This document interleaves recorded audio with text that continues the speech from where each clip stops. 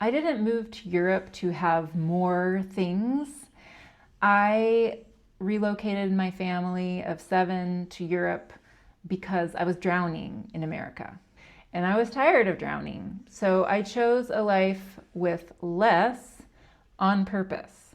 So for me, what drowning looked like was I was always rushing. I have 5 kids, so I was just always like juggling the 5 kids schedule, trying to do school, trying to just do all the things in America. And everything is so like fast and scheduled and hustle culture. We were on this trajectory of making more and spending more. Life in America is expensive, and keeping up with a life in America, especially if you are in the mindset of keeping up with the Joneses, where you're just increasing your standard of living, but it's not really increasing your standard of life. You're doing more expensive things and having more expensive hobbies and maybe a more expensive house and a nicer neighborhood or a nicer car or nicer clothes. There's just that consumption mindset that happens in America. But for me, as a mom in a multiracial family, as a mom who has kids with developmental disabilities, and then as a person who's neurodivergent, if you are also neurodivergent, comment for me and say hi. I think mothering as a person with ADHD is really hard, and I see you. So for me, hustle culture and rushing all the time and keeping your schedule packed with, I don't even know what, everything, so packed. Schedules are so packed in America. Having just that never-ending sort of blur, that was really, really hard on me as a person who likes a slower pace of life. I don't like to rush. I'm already carrying a lot with 5 kids. So in America, I just felt like I was drowning. And as we began to prioritize international travel, we downsized actually. We downsized to a much smaller place so that we had the extra funds to travel internationally. We began traveling internationally, and I loved it. And I felt like I was coming up for air every time that we left America. Another thing that made me feel underwater in America was just being a mom without a village and without the kind of support that moms in other developed countries, rich countries like America, are doing things to keep their moms stable and provide support to their moms. And America does not do that. America doesn't support moms. America idolizes moms and says like, oh, you're a superhero, but then they don't help the moms. So the reason that we have to be put into a superhero category in America as moms is because we have to do everything on our own. We don't have protection for our kids at school. We don't have maternal leave. We don't have fair work practices. So moms have to be superheroes in America to be able to survive. And then people just tell you like, oh, you're so amazing. Good job. But then like the structure, the systems don't support mothers. And so it's no wonder that I felt like I was drowning. I am sure that many of you feel like you're drowning.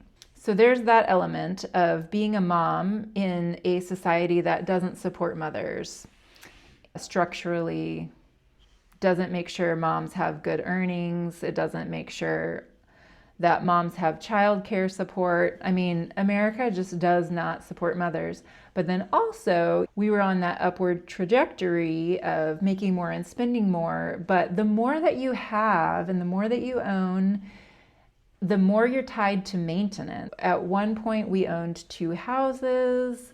partially because we couldn't sell one of them because we bought during the recession right around 2007. So the more stuff that you have, the more time you're spending on maintenance, the more headaches you have, really.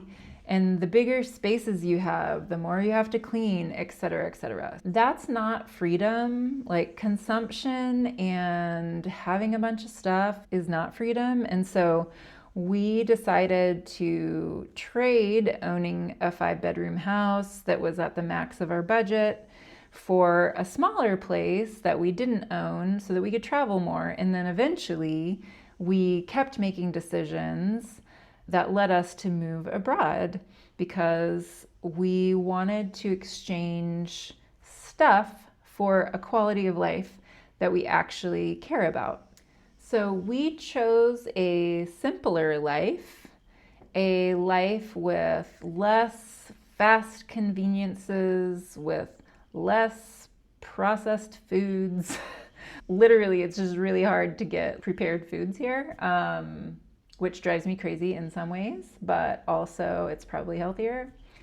So in America, I felt I was constantly just bracing for impact and just running. I mean, completely felt like a hamster on a wheel, just running and not making any progress. And perhaps you feel that way right now, not only from the things that were true in America before 2025, but all of the things that have happened since the political zombie apocalypse that is going on in America right now. So, I mean, even before, moms weren't supported, right?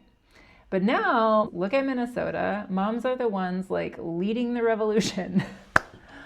In all your extra time, wait, you don't have extra time. Like, trying to keep up in America is positively exhausting. So I think for me, it wasn't even like it is now, and I felt like I couldn't keep up.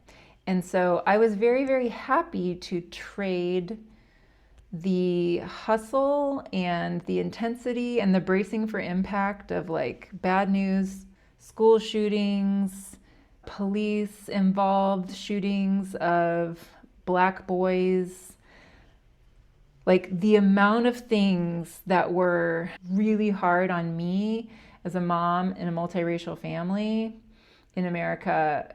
It was a long list. And it was absolutely worth it to trade that and trade the conveniences of afternoon delivery for more crap in your house that you don't need, or even to trade things that I really was helped by in America, like Costco. Yay, Costco, for being awesome as a business in this last year. I really miss Costco. I miss a lot of American conveniences, and yet they weren't the main thing. The conveniences that I had there were really nice. Having Costco when you have a 7-person family is really nice. There's not easy bulk options here, and I have to grocery shop a lot more, and my life is like simpler. The rhythms are simpler, but I'm a lot less rushed. My nervous system feels a lot calmer here than it did in America. There will always be things that were nice and I miss, but when it came down to it, for us, it was absolutely a good decision to get rid of a bunch of stuff and trade it for a life where I can walk that way to have a coffee looking at the ocean. I can walk that way to watch the sunset. I live on a peninsula, so I'm surrounded by the ocean. It was absolutely worth it to me to become renters. It was absolutely worth the trade-off to sell the 5-bedroom house in the super nice neighborhood and to choose a life that was more aligned with what we cared about and our strengths and the speed at which we like to move. And life here in Portugal simply feels more humane for me as a mom. So choosing a simpler life with less stuff in a smaller home with a shared wall because we're in a townhome, not in a single family home with a big yard.